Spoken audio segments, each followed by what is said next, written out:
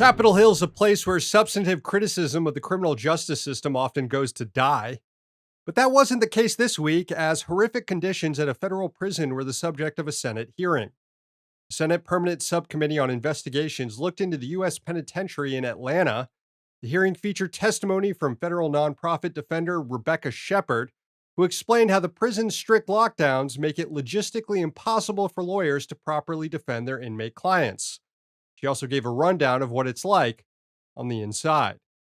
Jacob was held in an overcrowded pod where he was locked into his cell for 24 hours a day, 3 to 4 days at a time. He was one of 3 people squeezed into a 2-person cell. When Jacob was allowed outside of his cell, it was for less than an hour every few days. The pod only had 6 showers and 3 phones that had to be shared by about 100 people, making it impossible for everyone to shower and make phone calls. Our clients go months at a time with only sack lunches provided for every meal served in their cells. Sometimes they find bugs in their food. And we see the impact as our clients lose weight and become emaciated. Given these fundamental failures of care, it should come as no surprise that USP Atlanta routinely denies our clients access to mental health treatment, including medication, therapy, and access to mental health professionals. As Chairman Ossoff referenced earlier, one person on pretrial detention was held for a week on suicide watch without access to treatment or medication, provided only a paper gown and paper blankets. And it's not just those convicted of crimes who suffer. Those in pretrial hearings are also punished with dungeon-like conditions before they're ever found of wrongdoing by a jury. Here's a description from Subcommittee Chair Jon Ossoff.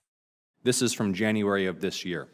The judge asks the warden for answers with respect to reports of rats in the building, roaches in the food, poor nutrition and emaciation of inmates, lack of access to hygiene products, lack of access to medication, lack of access to mail, limited access to toothbrush and toothpaste, no change of clothes for several weeks, a month of 24-hour solitary confinement with only a Bible for entertainment or reading.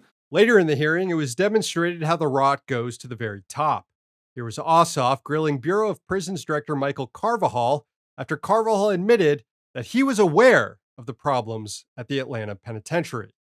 When BOP's internal investigators reported that the corrections officers in this facility, and you were generally aware of the issues, we've now established that, lacked regard for human life, what action did you take?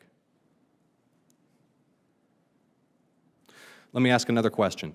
When in August 2020, your own head office, the central office, not the regional office, not the warden, not a staff assist visit, your office, August of 2020, a year before you earlier said you first became aware of these issues and took action, said that this facility was a security risk to the southeastern United States. What action did you take?